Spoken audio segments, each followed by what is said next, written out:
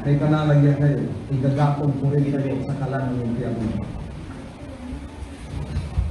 Ay, magandang umaga sa inyo lahat. So, pinanood ko muna sa inyo para mismong sa bibig na manggaling.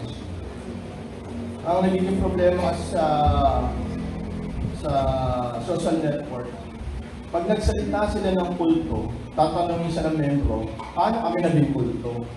Wala nang makasagot. May problema ba? So yun yung ibig sabihin ng kulto. Nag-claim siya as God. Kahit pa hindi si Kristo, kahit pa ibang reliyon na walang patungkol kay Kristo, pag sinabi mong ikaw ay Diyos, isa kang kulto. So yun yung sinasabi nga na nag-claim si Boloy as the appointed Son of God, Jesus Christ. So yun po yung isang malaking problema ngayon na kung bakit nakikipag-battle ng naipit ang mga PNP because yung kanyang mga tagasunod. Isipin yung mga tagasunod, may mga matatalino rin naman doon. Pero ano meron kay Kibuloy? Ayon sa 17th century, yung claim ni Kibuloy, marami na rin nag-claim. Nakita ko sa Wikipedia yung list of people claim to be Jesus. So 7th century, si Rhys Evan, known as Rhys Evan o Aris Evan. And in 18th century, si Konrad Selivanov, leader ng Skovsky, sect in Russian Empire. And even si Anne Lee, founder and leader of Shakers, believe that she is the female incarnation of Christ on earth. And in 19th century, si John Nichols Tom, a Cornish merchant and politician who claimed to be the savior of the world and the incarnation of Jesus Christ in 1834 and 8 others. So 19th century yan. Pagdating ng 20th century, hindi ko na malista kasi 31 sila na nag-claim na sila ay si Jesus Christ. And during 21st century, kasama na si Kibuloy at 11 pang iba na nag-claim na siya ay si Jesus Christ. Sila yung incarnation of Christ on earth. In our previous message, tinuro sa atin na ang first two promises doon sa Hebrew chapter 8 ay patungkol yan sa New Covenant promises na ang una at pangalawang promises, yung regeneration and knowledge as communion. So may ito tinuro sa atin na meron ng permanent indwelling of Holy Spirit unlike sa Old Testament. At ang sabi doon sa message na nakaraan, magkakaroon lamang ng bearing yung third promise pag nagkaroon na ng katuparan yung pangatlo, and that is propitiation.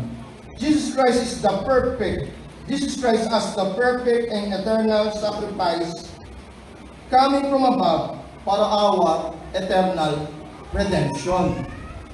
So sabi nga, paano mag-claim to ng mga reincarnation, Jesus Christ, Savior, even as God? Ang sabi, nakipaglaban daw sa demonyo. Parang ang hirap maniwala. Natalo niya na ang demonyo. At ang mabigat, yung mga membro niya, palakpak, nagsasalita pa ng wow. Ang sabi niya, nakatatlong balik na sa impyerno sa langit. At sabi niya, alam niyo ba na ang doorknob doon? Diamante. Napawawala na yung mga member niya. Okay, yung tatlong beses na nagpabalik sa langit. Si Pablo nga isang beses lang, yung tingin niya pa sa sarili niya, kawan. Sa pag-claim na yun. So, yun yung nakakatakot sa mga nag-claim bilang tagapagligtas. Pero ang tagapagligtas, ibig sabihin nito, you are the anointed Savior. At hindi para sa certain groups or parties, but to everyone who believes in Him, universally. Pag sinabing universally, Catholic, sa lahat ng lugar at sa lahat ng panahon. Hindi sa panahon na lang, 21st century. And that's we called elect or the church objectively. So gaya po ng binasa kanina sa Hebrew chapter 9 verse 11 to 14 ng ating pag-aaralan. And tayo po munang manalangin. Kinakama kami po ilubos na salamat sa inyo sa pribileyo na makasama namin kayo sa araw na to na itinangin nyo para kami po ay makapagsamba at pagpuri sa inyo. Hindi lamang sa aming lugar, maging sa buong mundo na kung saan ay patuloy na nagpupuri at nagpapasalamat sa inyo. Salamat po sa pribileyo na to at nilagak po kami sa lugar nito na may kalakasan at may maayos na pag-iisip upang muli makinig ng inyong kalooban sa bawat sa amin at patuloy na magpakilala sa amin sa mas malalim na paraan. At tunay nga na nawa sa tulong na kapangyarihan ng Banal na Espiritu, patuloy niyo ipaunawa sa amin ang inyong katotohanan at tunay nga na yung salita ang pinagmumulan ng aming buhay upang muli namin makasama ang iyong Ama. Kaya patuloy po kami ng kapasalamat sa araw na ito. Ito po ay patuloy namin na itinataas sa inyo. At tunay na dalangin namin na maabutan yung bawat sa amin na mabulat tapat na naglilingkod lamang sa inyo. Ito po ay aming dinadalangin sa tayong pangalan ni Jesus at sa gabay ng Banal na Espiritu sa tayong pangalan natin. Lahat ay sabi na Amen. Ang Book of Hebrews ay ang central theme o pinaka-kabuuan nito na pinatutungkulan ay patungkol sa priesthood ni Jesus Christ. So from Hebrews chapter 1 hanggang sa huli na chapter, patungkol sa pagiging pare ni Kristo. Ang pare po ay isa po yung magmula sa tao, siya yung namimigitan dun sa Diyos. So, upward. So, yun po yung priest, siya yung nag-offer na galing sa tao, iaalay nila sa Diyos. Ang propeta naman po, mula sa Diyos. Ito po propeta ang mamamagitan ng kanyang salita dun sa mga tao. At ang hari naman ay siya yung namamahala sa kabuuan ng kanyang nilikha. So, yan po yung tatlong ginampanan ng ating Panginoon. Pero ang Hebrews po ay patungkol sa kanyang pagiging pare. So, makikita po natin sa Hebrew chapter 9 verse 1 to 6 yung detailed description of the tabernacle system. And even yung Hebrew chapter 9 verse 7 to 8, ito po ang tinutukoy na Day of Atonement. Ang Day of Atonement, yan po ay ginaganap isang beses lang sa isang taon, yung annual offering nila. Kaya makita nyo, hindi po tayo naniniwala sa yung Santa Cena. Ang Santa Cena po, ang background po niyan, Old Testament, Passover. Diba meron once a year lang? So sino ba yung mga doon, mga religion, sekta? Ang lolo ko po ay Santa Cena sila. Sila po yung iglesia ni Cristo na pinapaging buhay. So, sila po yung, ang sabi nga nila ng lolo ko, ang spirit talaga, yung INC, Iglesia ni Cristo. Sila yung original. So, sila po ay Santa Cena. Ang background po ng Old Testament. Ang Day of Atonement, ginagawa rin yan annually.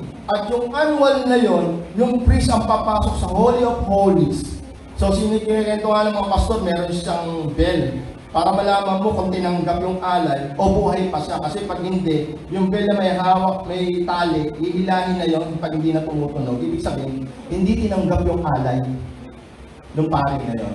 At yung pari nila na ina-appoint during that time, annually, isang beses lang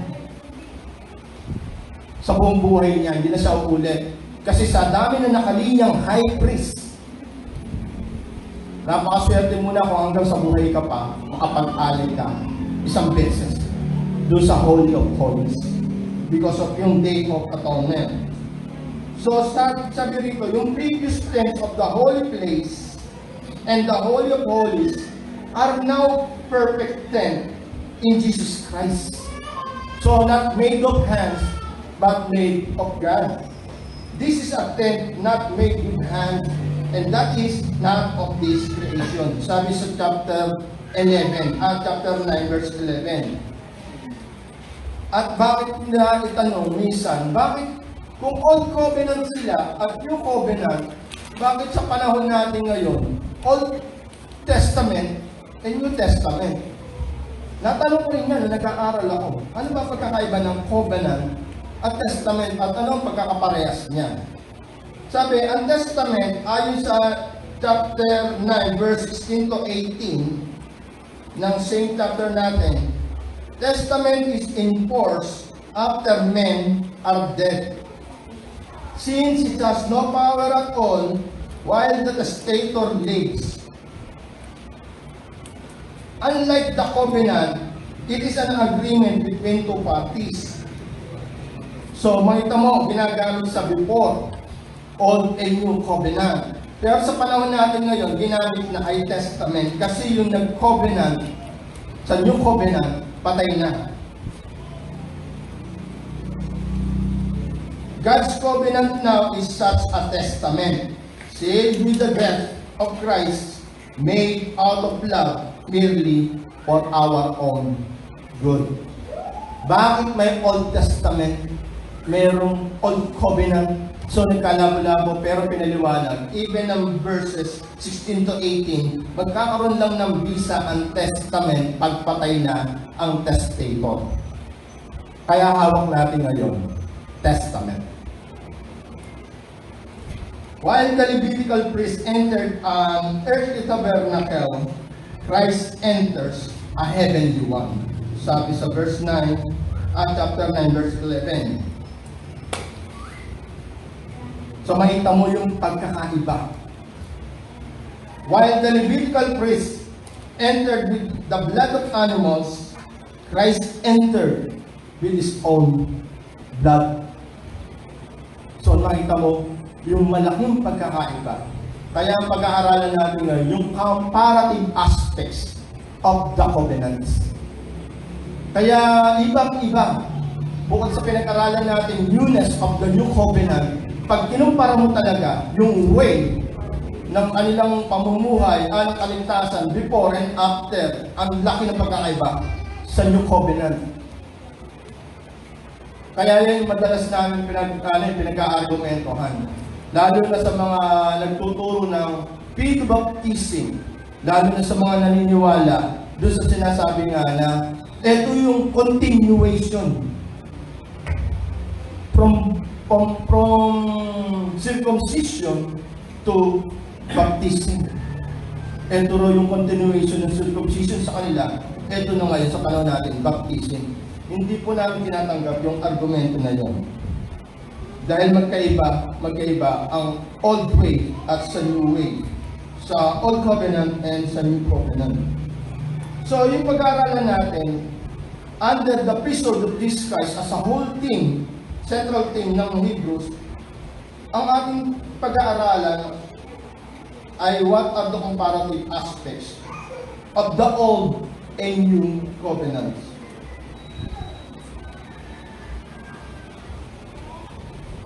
Mapapasin natin yung tabernacle na binabanggit. Tabernacle, tent, sa Greek ay skin.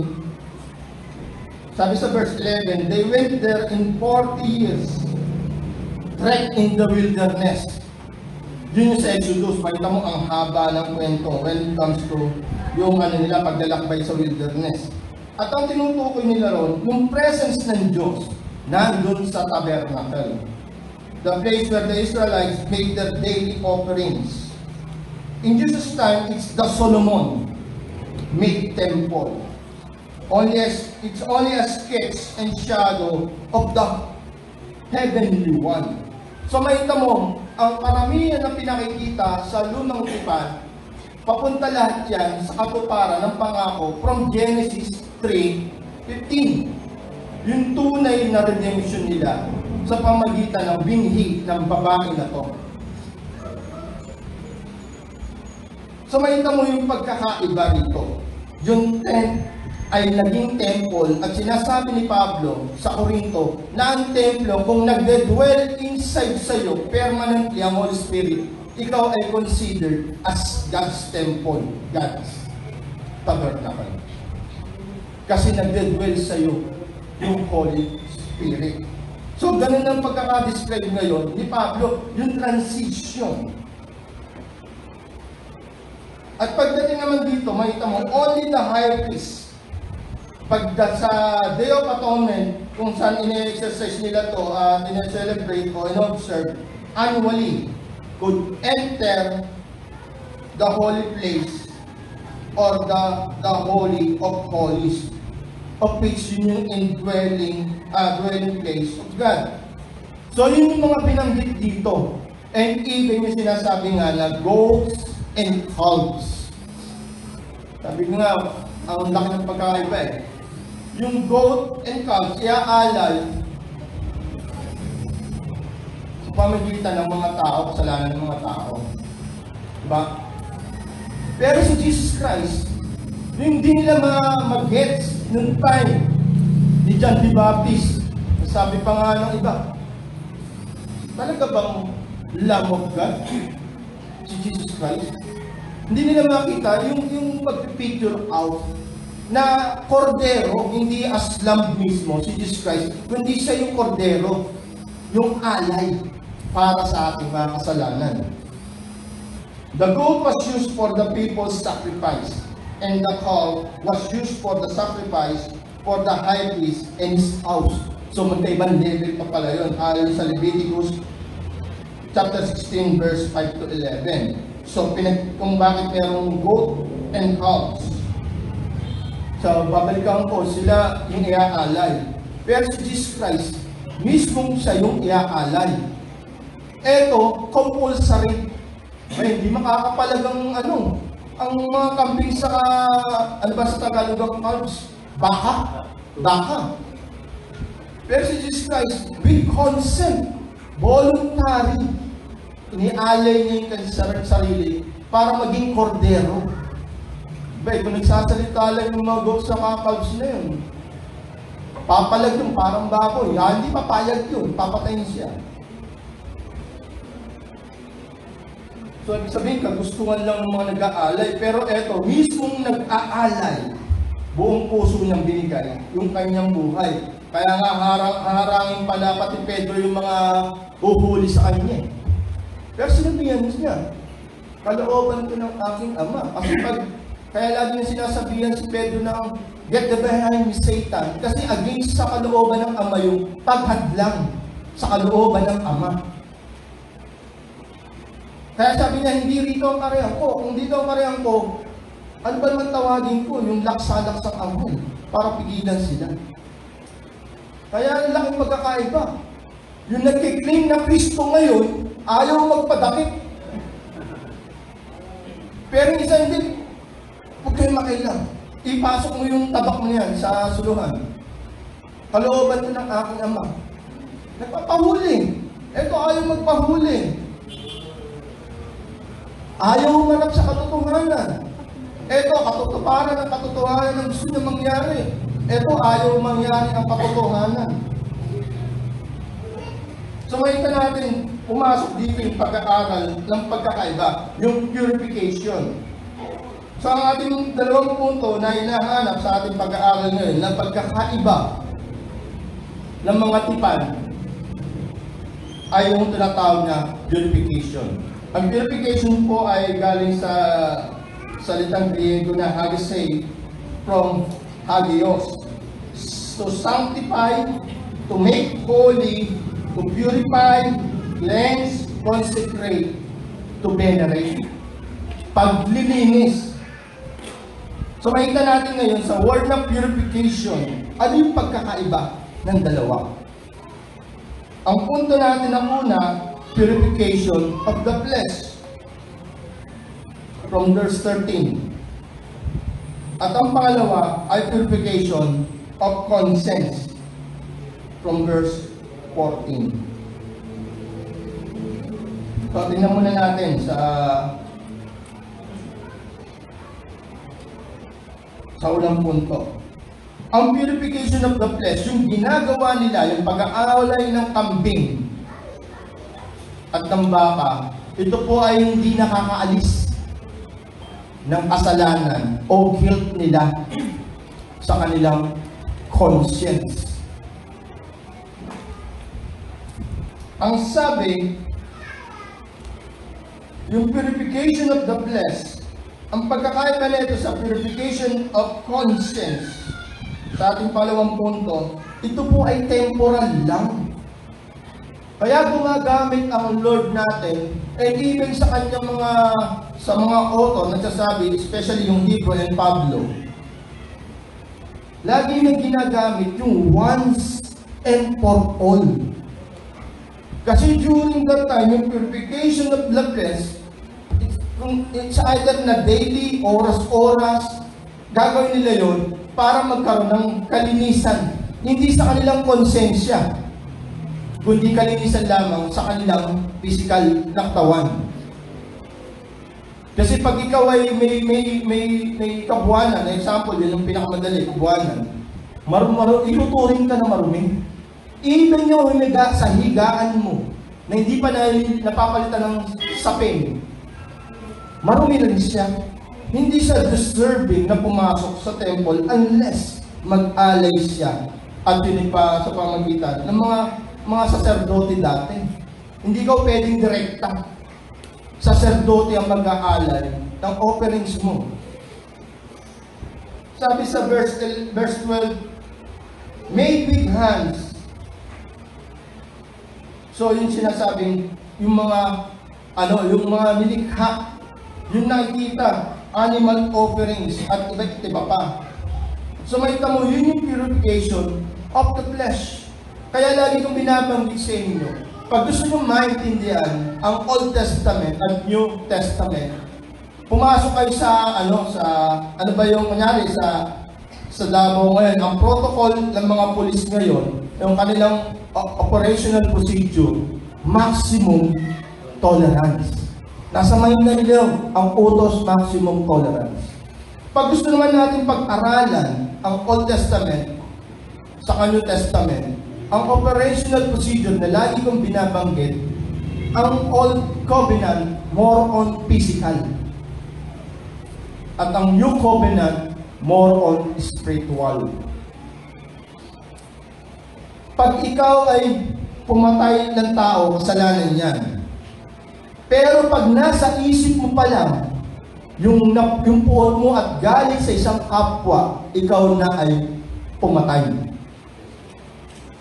Pag ikaw ay merong more than one asawa, o kaya may ginawa kang hindi maganda, act of lasciviousness sa ibang babae o opposite sex, yan ay pangangulo niya.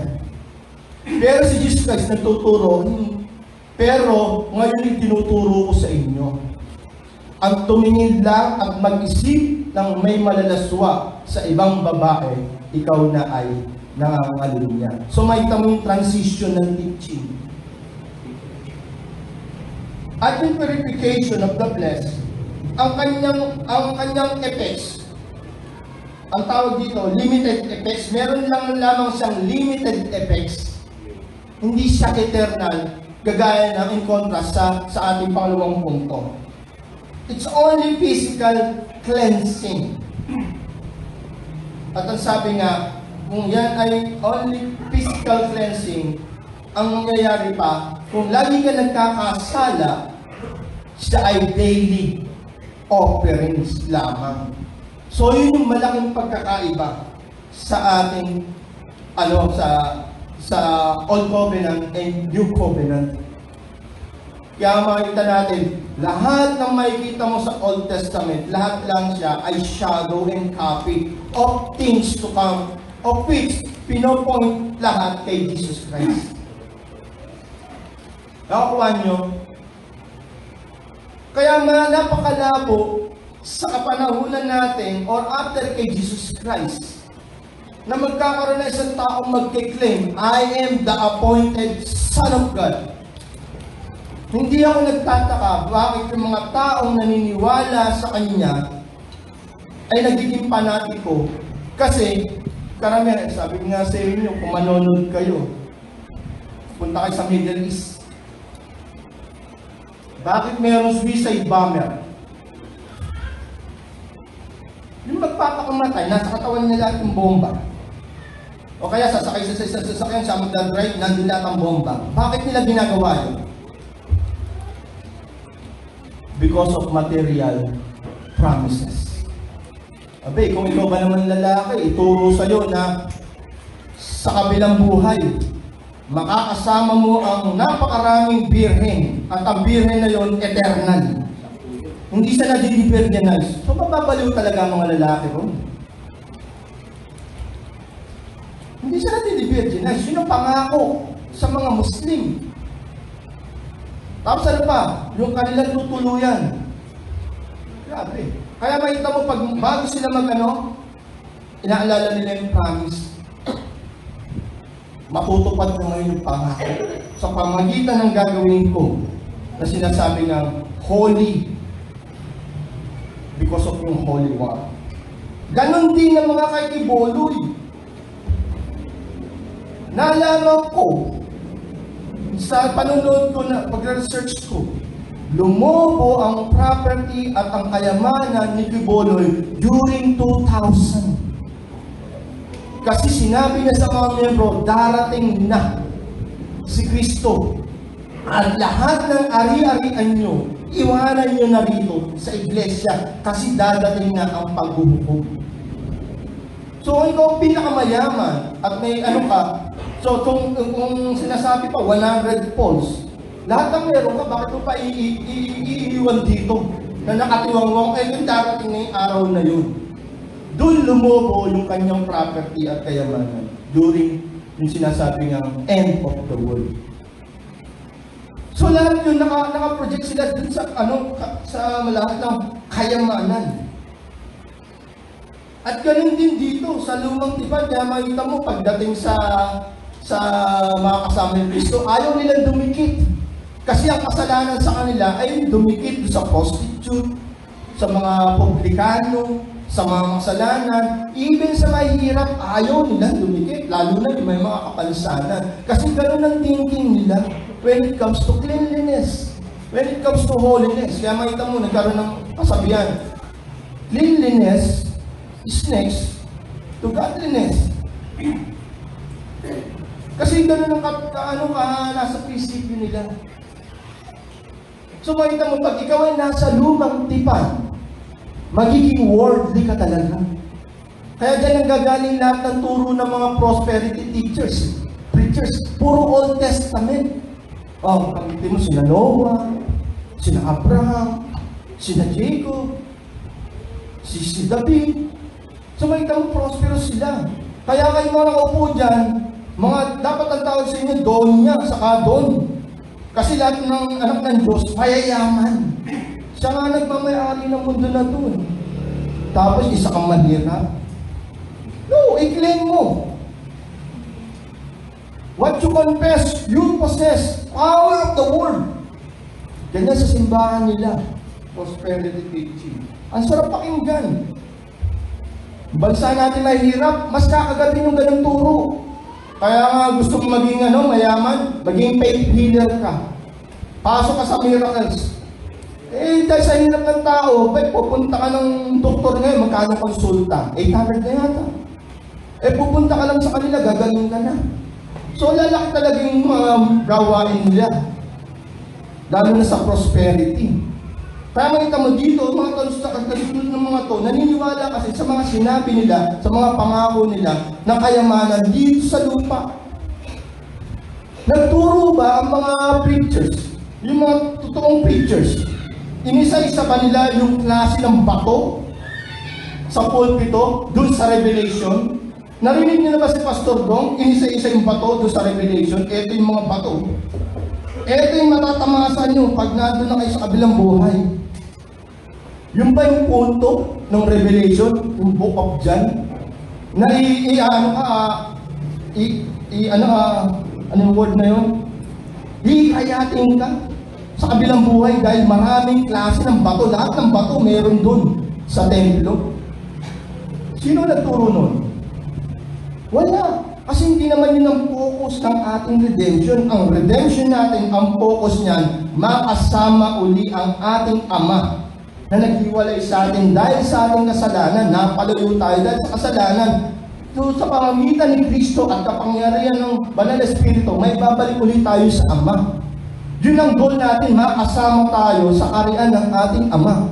Hindi yung kung ano yung merong karian sa piling ng ating Ama, yung iba't ibang klaseng bato. Kaya yung bilang hamon sa atin. Ito yung Old Testament, pag pumokus ka sa Old Testament, mawi-reward o maliligaw ka. Imbis na patungo kay Kristo, papunta ka sa impyerno. Kaya sabi, malawak ang daan papunta sa kapamakan, makitid ang daan patungo sa buhay. At yun yung tinatahak nila ngayon. Kamay mo, walang nabago. Self-serving pa rin, self-satisfaction pa rin, self-centered, selfish pa rin. Kasi ang focus nila hindi naman ang Ama. Ang focus nila kung ano yung mag-gain nila sa kaligtasang ipinangaral sa kanila.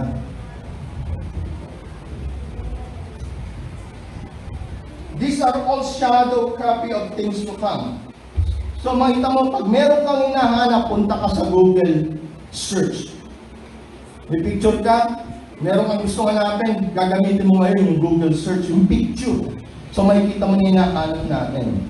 Even sa Lazada o sa Shopee, ganoon na rin ngayon, maghahanap ng gusto mong bilhin.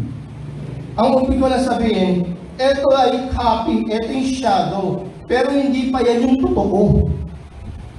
Yung shadow, makikita mo yung height niya. Si Pastor Do, si Jason. Makita mo, even yung kulay, yung masasabing maitim siya dahil sa shadow niya. Totoo ba yun? Di ba? Hindi masasabing maitim to, maputi to dahil sa shadow niya. Makikita mo yung height niya. Kung gaano rin kalaki ang katawan niya. Pero yung masabi mong lalaki ba po, babae ba to, lalaki ba to, yung ititignan mo kung sino mismo siya, hindi mo siya mapipinpoint kung sino pa siya sa kanyang pamamagitan ng anino. Even copy nga eh. May Xerox, may typal and archetypal. Ito yung original, ito yung Xerox. Ayaw nyo? Even yung mata natin, hindi kayang kopyahin ng pinakamataas na lens na may mataas na pixel. Nasubukan ba yun? Kahit ikaw mataas ang zoom, sophisticated ka pa, iba pa rin ang mata natin pagdating sa isang bagay. Napakalinaw. Nakuha nyo? Yun sinasabi ng copy, shadow. Hindi mo makikita lahat doon, mapipinpoint kung sino yung darating. Parang inilalarawan niya lamang kung sino yung darating. Pero hindi pa yun yung exact. Clue lang siya. Kaya ang pinupunto rito bilang amon sa atin, we should not rely. Huwag tayong manahan sa pamagitan mga nakikita natin, naririnig natin, naaamoy natin. Hindi siya reliable and trusted.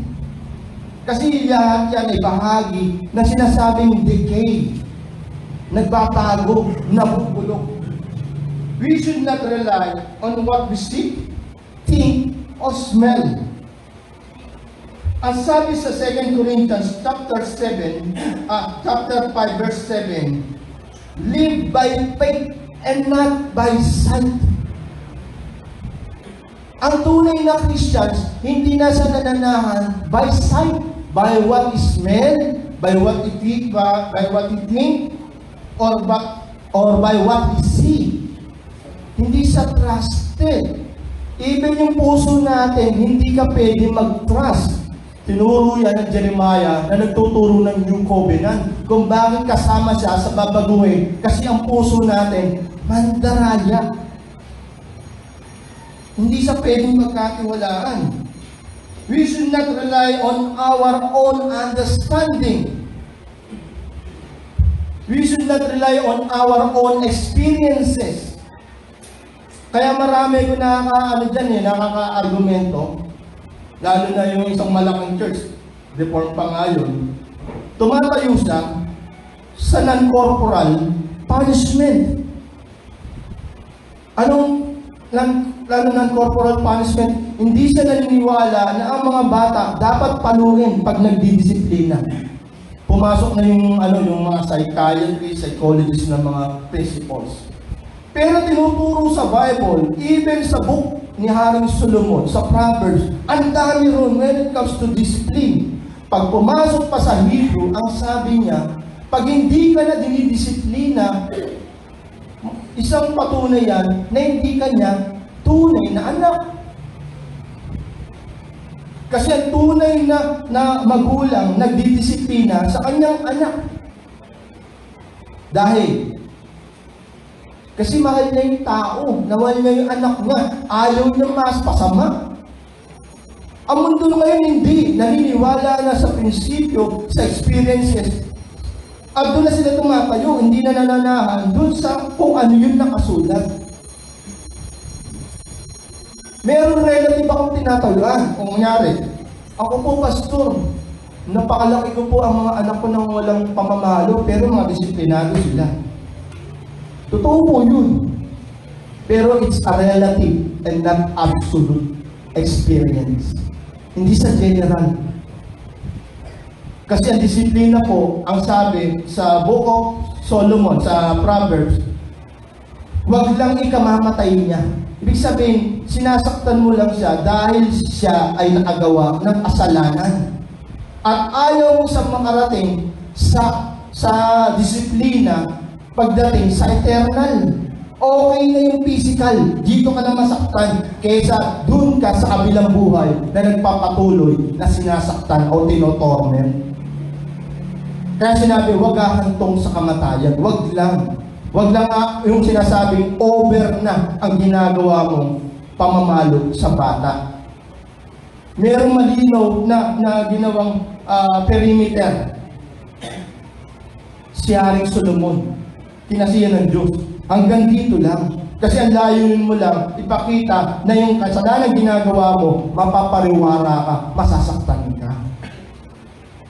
Ay, nakakalungkot, nagbabase na ang tao ngayon sa experiences. Ang experience po, hindi po siya absolute. Relative lang siya. Hindi siya general. Hindi siya pangkalahatan.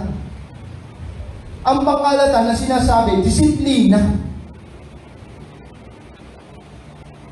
Instead, we should trust in God's promises and guidance. Yun po yung hamon sa atin. Ito yung tinuturo dito. Pinipicture out lang, ito lahat ng nasa Old Covenant. Lahat po ito ay patungkol lang sa mangyayari sa inaharap. It's only a shadow. Yung goats and calves, ang tunay nga si Kristo as a Lamb of God.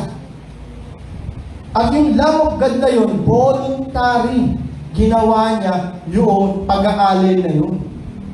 Unlike sa mga kambing dito at baka, okay, kung may isip yan, hindi papayag magpakatay yan. Kasalanan mo, tapos ako magbabayad. Kaya Kristo hindi. Kasalanan natin, pero siya magbabayad. At sinabi niya, ginawa ko to ng buong puso ko. Kalooban ko ang iaalay ko ang aking buhay para sa aking mga tupa. So yun po yung pang-una. At sana makita natin yung hamon.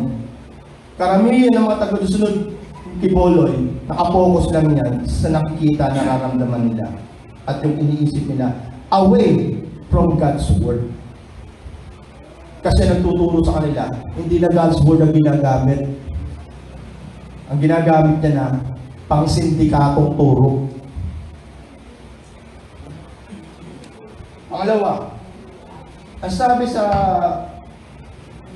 pangalawang punto natin, nakapansin natin, only through the perfect sacrifice of Christ is God's work of salvation brought to perfection or completion. Yun yung mapapansin natin dito sa tekstong ating pinag-aaralan. Sa pamagitan lang ng perfectong sakripisyo o pag-aalay ni Kristo is considered as God's work of salvation. Kasi ito po ang magbibigay, ang magdudulot sa atin ng kabanalan, lubos na kabanalan, at kakumpletuhan. Wala ka nang hanapin, kaya nga sinabi doon sa Golgotha, it is finished. Pag sinabing tetelestai, during that time, yung mga merchant, pag dumaan ka na, sa atin, panahon, dumaan na tayo sa Bureau of Customs. Ibig sabihin, tatatakan ka na. Yung baboy mo, dadaan ka sa NMIS, tatatakan niya, pak! Doon man na siya sa inspection. Guaranteed na yan, dumaan yan sa amin. Yung tetelestai, doon panahon ni Jesus Christ, ang tetelestai, nakikita yan doon sa mga merkado nila. Sabihin, dumaan na yan ang Bureau of Customs, na-inspect na yan. Kompleto na siya, wala siyang labis, walang kulang. Doon niya sinabi yun, it is complete, it is finished. Ayon po sa John chapter 19 verse 20, this is the word from the cross for all the saints in Christ Jesus for all eternity. So may tamo natin dito yung purification of conscience. Yan sa verse 14.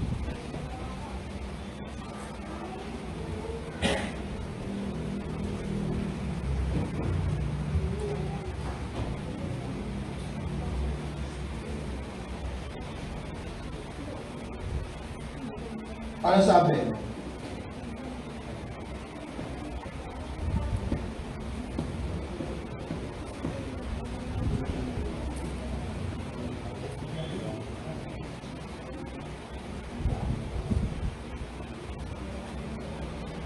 How much more will the blood of Christ, who through the eternal Spirit offered himself without a blemish to God, purify our conscience. Kanina, purification of the flesh. Purify our conscience from dead works.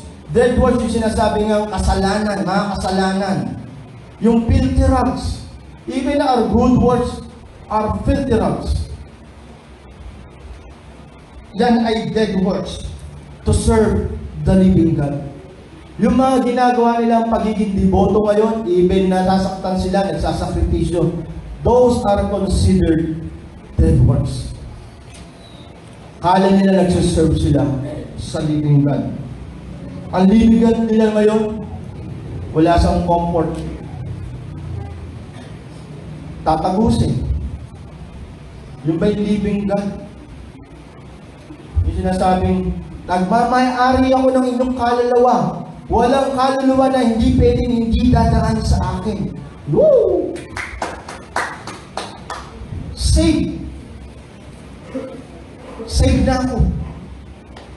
Nakalista na ako ron. Yun yung pinangahawakan nila. Kayo naman siguro matatalino kayo. Maraming taong naluloko yung ganung mga kulto. At ikaw naman, kung maglalagay ka ng kulto, kaya mong pangatawanan. Kasi pag tinanong ka, bakit kami naging kulto?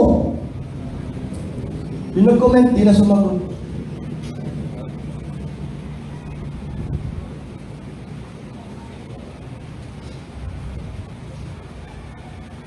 Purification of conscience. So makita mo, yung old covenant na yun, ang intention lang nun, cleansing ng physical body nila. Kaya sa Jericho, bakit ayaw nilang daanan yung Jericho? Kasi may patay doon. Makita niyo yung kwento ng Good Samaritan, ayaw nilang daanan. Kasi ang thinking nila sa old covenant, magiging marumi sila. More on physical. Kaya lagi silang nagde-daily offerings. Kasi lagi sila nagkakasala. Pero dito, sinasabi, purification of conscience. Ibig sabihin, yung old covenant, hindi kayang linisin yung guilt, yung conscience, yung sins mo, spiritually. Hindi niya kayang linisin.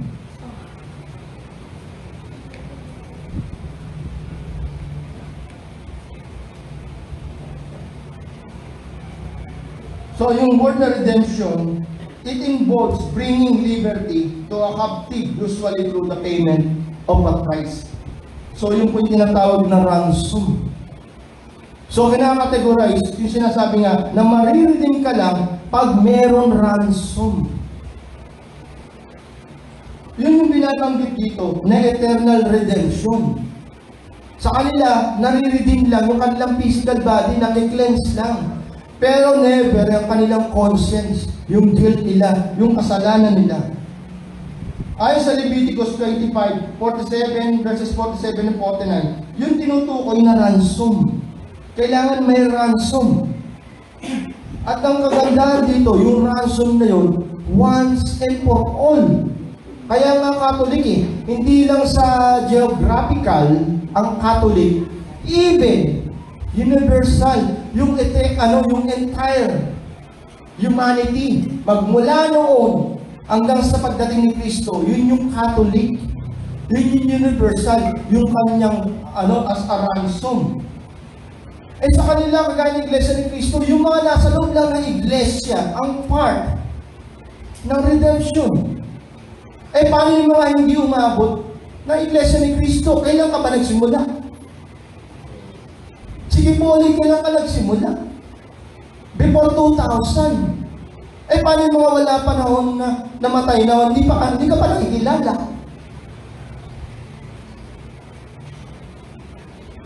Ang sinabi ng Catholic, bangga na naman sa turo ng Roman Catholic. Pag sinabing Catholic, hindi lang siya geographical. Ang Catholic, universal, buong entire generation na mananampalataya ni Kristo. Hindi lang sa lugar, kundi sa panahon ang sinasabi, Catholic. Eh kung Roman to, nasa Rome, paano siya naging Catholic? Oxymoron, nagbabangga, contradiction. Doon pa lang sa title nila as Roman Catholic, oxymoron na. So, purification of conscience. Ang sabi rito sa verse 14, yung kanyang origin. Ang origin niya from above, hindi dito sa baba. At ang composition niya from above, spiritual, hindi dito sa goats and calves. Hindi sa physical. Ang composition niya, hindi lang physical. Sabi, from above.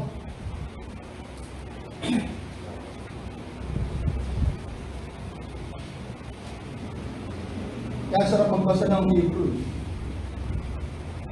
How much more will the blood of Christ, who through the eternal Spirit offered Himself, without blemish to God, sa Diyos siya, walang karumihan. Sa tao, pwede pang wala kang karumihan. Pero dahil siya ang judge, siya magsasabi kung may blemish ka o wala. Ang sabi, blemish, without blemish to God, sa judge. Cleanse your conscience from dead works to serve the living God. So yung mga dead works mo, mga kasalanan mo before, through Jesus Christ, kung siya ang finished word of God, ibig sabihin, hindi lang from past, hindi lang from present, even yung future sins mo, sinakot ni Kristo. Binayaran niya lahat yun. Pero sabi rin ni Pablo, hindi ibig sabihin nun, magkakaroon ka na ng kalayaang magkasala. Kasi kung ikaw ay nakaranas ng regeneration, ikaw ay nakaranas ng knowledge of as communion, yung binago ka na, hindi ka magpapatuloy sa pagkakasala. Pero hindi rin sinabi ni John na hindi ka na makasalanan. Makasalanan ka pa rin. Sinungaling daw ang isang tao na magsasabi na wala siyang kasalanan. Yun yung paglilinaw ng salita ng Diyos. Sabi, not made with hands, not of this creation. So, ibig sabihin, from above, yung Savior natin. Eh, basically, Boloy, nag-claim ng parang taas baba eh. Eh, ang Bible din na sabi, minsan lang mamamatay. Pagkatapos paghahapon. Bay, napaka-VIP mo naman, pinagbuksan ka pa ni Pedro. Okay, lalabas ka na ba? Opo, babalik ako ulit sa baba. O, nga, bukas. Bang klase. Parang lahat ng nakasalamuhan niya, korap. Nababayaran. Ang sabi rito, eternal. Hindi lang sa daily, hindi lang siya annually. Ang pagkakaiba ng purification of conscience na tinutukoy dito, eternal. Sabi, eternal redemption. Sabi sa verse 12, it obtains eternal redemption. Kung eternal redemption, mawawala ba yun? Paano ngayon yung mga turo na nawawala ang kaligtasan? Hindi.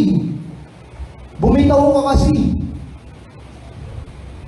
Eh yung scripture din na nagsabi sa book of John, hawak ka ni Kristo, no one can snatch them out of my hands. Pagdating ng sumunod na verse, no one can snatch you out of my Father's hand. Dalawang security ng redemption mo. Paano mawawala? Hindi, sabi ko yung tumalon siya sa kamay. Bakit gano'n ba kalitong kamay ng Diyos at makakatalong ka outside? Ang liit lang ng kamay sa tiro ni Kristo kaya nakatalong siya palabas. Kaya nawala ang kaligtasan. Layo. Logic. Logic. Unlimited effects. It has unlimited effects. Yung sinasabing propitiation. I will remember your sins no more. So yung propitiation ni Kristo, merong unlimited effects. Bakit? Yung completion ng salvation mo, kompleto Ricardo. Yung grace, nandun yung regeneration, babaguhin ang puso mo. Kung yan ang problema, babaguhin ko. Matigas na puso mo, papalitan natin yan para maging masunurin. Regeneration. Nakita mo ba yung regeneration sa kanila? Nagmumura nga eh. Inaaway nga yung mga batas ng mga PNP. Nagbubuhos ng maruming tubig, babaho. Nakikipag-away sa batas. Ano yung expect mo sa mga tao na yan? Pag sila ay napatunayan na tama ka nilang ginagawa, tingin mo may respeto pa yan sa batas? Nag-a-apply nga tayo ng buildings permit. Paano na-approve yung dungeon na yun? Yung bunker na yun? Eh tayo mag-apply lang ng extension ng bahay.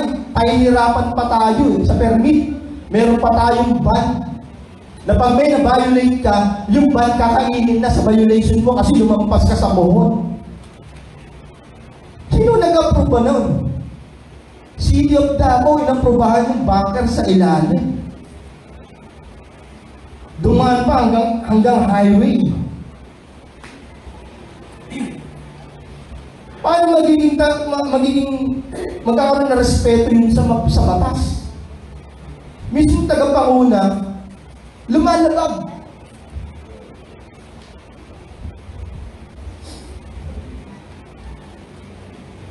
He entered once and for all, sabi sa verse 12. And ang sabi sa Mark chapter 10 verse 45, ang ransom for many. Hindi lang ng iilang lugar. Meron kaming 8 million. Buong mundo. Pag kinuwenta mo, pagdating sa Davao, meron na bang 1,000? Ibig sabihin, 7,999,000 ang nasa buong mundo, sa kanila 1,000 lang. Sino ngayon totoo?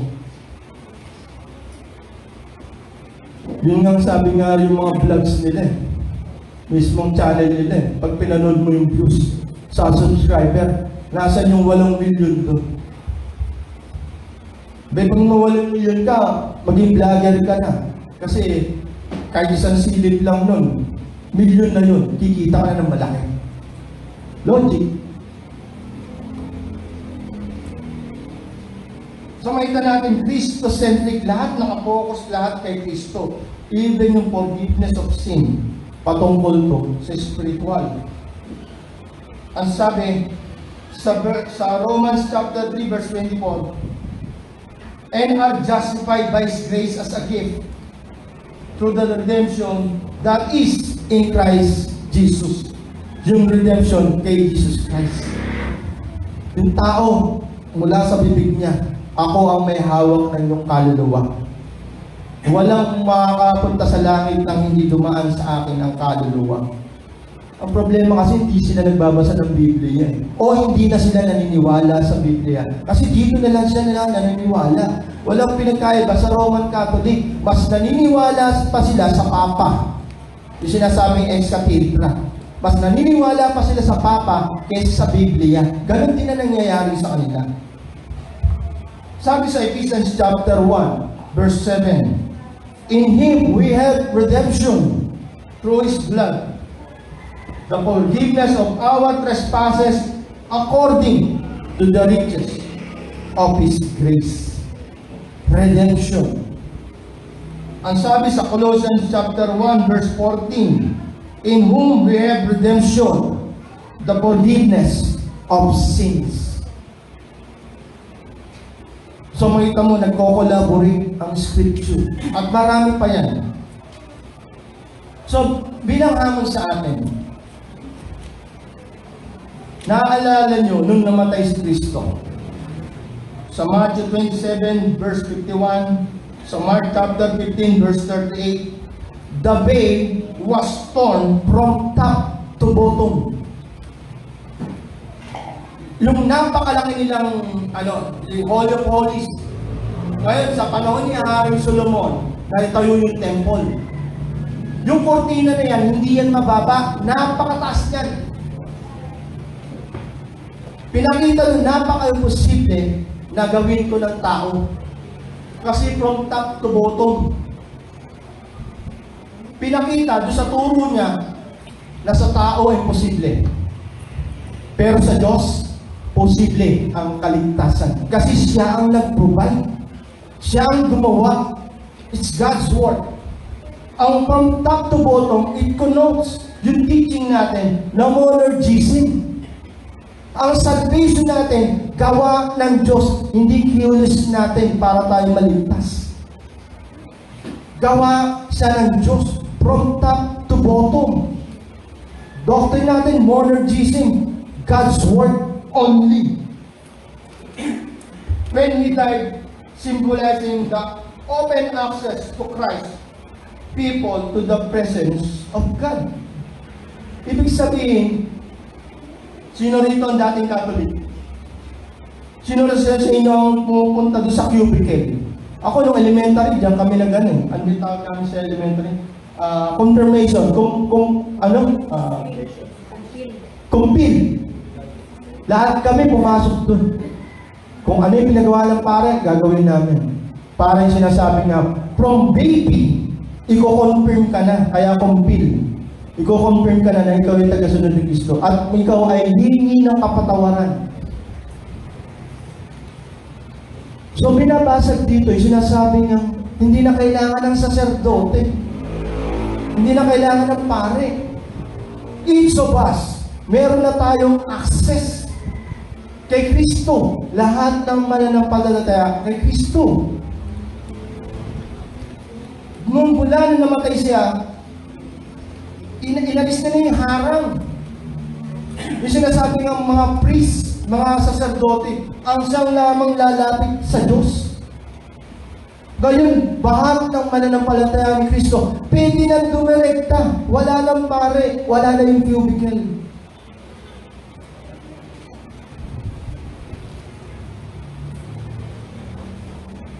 We can now directly come to the Father because of what Jesus Christ did. I am the way. I am the truth. I am the life. Binanggit din yun ni Kibuloy. Siya na yung daan. Siya na yung katotohanan. Kaya ang katotohanan doon, kung sino yung gumanap ng pangako. Si Kristo lang yung katotohanan. Paano niya kukunin yung katotohanan? Hindi naman siya namatay at muling nabuhay.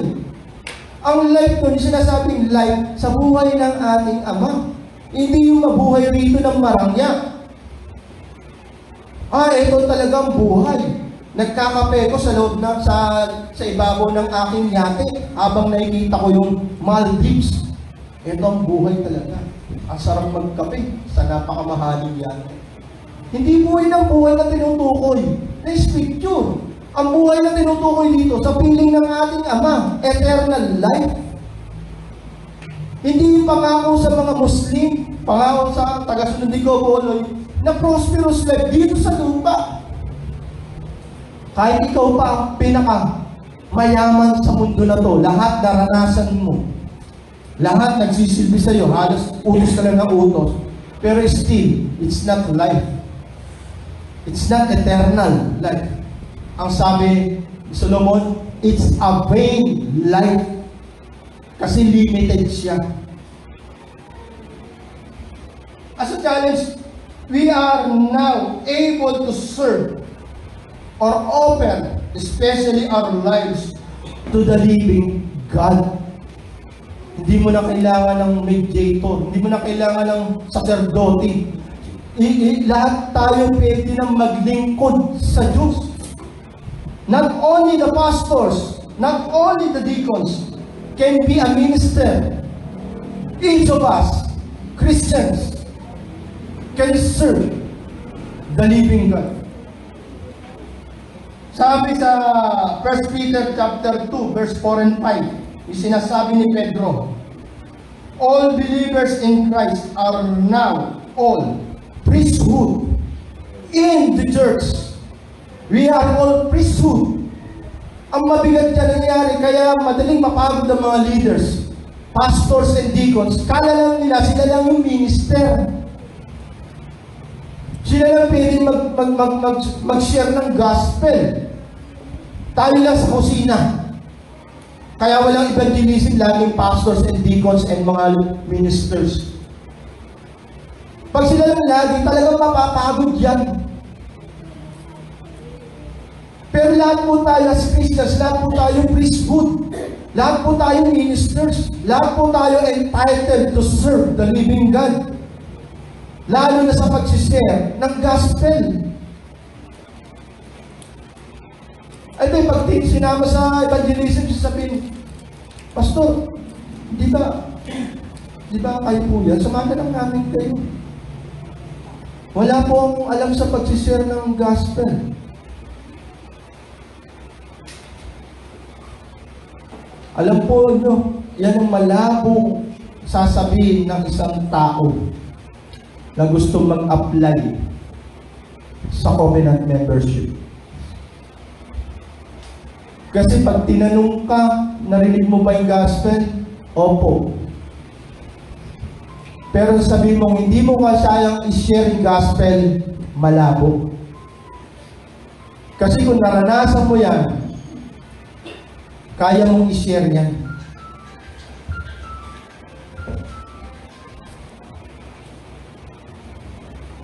One hour na ako. So, yun po yung turo. Hindi mo pwedeng sabihin na hindi mo kayang i-share ang gospel. Kasi ang sabi ng mga mananampalataya, ng mga aral, paano mong ibibigay sa isang tao ang isang bagay na wala ka? Alam mo bakit di mo magawa? Kasi wala ka nun. Kahit simpleng gospel lang ang nakarating sa iyo at ikaw ay pakiramdam mo, ikaw ay bagong tao na, kilala mo na si Kristo, yung maliit na gospel na yun, yan po ay malaking bagay na sa mga tao makakapakinig patungkol kay Kristo. Kung nabuhay ka sa pamagitan ng gospel na yun, posible namang hindi mabuhay yung mga isa-sharean mo ng gospel sa'yo kasi nangyari nga sa'yo. Pero it doesn't mean nangyari sa'yo, mangyayari sa lahat. Ang tinutukoy lang po natin dito, yung mga pinili at bubuhayin ng Diyos para mapakinggan ang gospel, yun lang ang magre-regenerate. Yun ang mananampalatayang Kristo. Hindi lahat. Pero yung sabihin mo, hindi mo kayang mag-share, malabo po yan. Simple lang po ang gospel. The good side, the good news, and the bad news, the bad side. Dalawa lang pong hati yan. Etong Old Testament, more on bad news. Hanggang kay Jesus Christ, yung gospel of the kingdom. It's more on bad news. Pero when it comes to gospel of grace, it's more on the good news. As a conclusion, the blood of Christ is superior. Far more superior to the blood of goats and bulls, which offered ritual cleansing to those who were defiled. While the sacrifices of the tabernacle temple cleansed the guilty party, that cleansing was temporal and limited in its effect. It had to be repeated regularly and would not grant access to the Holy of Holies. Jesus offered himself as a voluntary sacrifice, not through of the sacrificial animals. Also, Jesus Christ cleanses conscience from dead works, freeing us to serve God without a burden of conscience. This redemption is eternal and can enable us to reach the heavenly city of God. As of today, we can minister to God with sacrifices of praise, good works, and fellowship. Yung po yung pinaka-conclusion ng ating pag-aaral. We can now serve the living God because of Jesus Christ, who offered himself as a sacrifice for our sins. Only Jesus saves. Only Jesus saves. Not everyone. Siya lang ang kinalugdan ng ating Ama. Kaya si Pablo rin nagsasabi sa Ephesians 2:8, "For by grace you have been saved through faith, and this is not your own doing. It is the gift of God, not of our own doing." Siya lang po ang kinalugdan ng ating Ama. Hindi lang po sa buhay na to, even from eternity, nag-glorify niya ang kanyang Ama. How much more, ibinigay niya pa kayong buhay niya, voluntarily, para sa ating mga makasalanan. To save us from the wrath of God.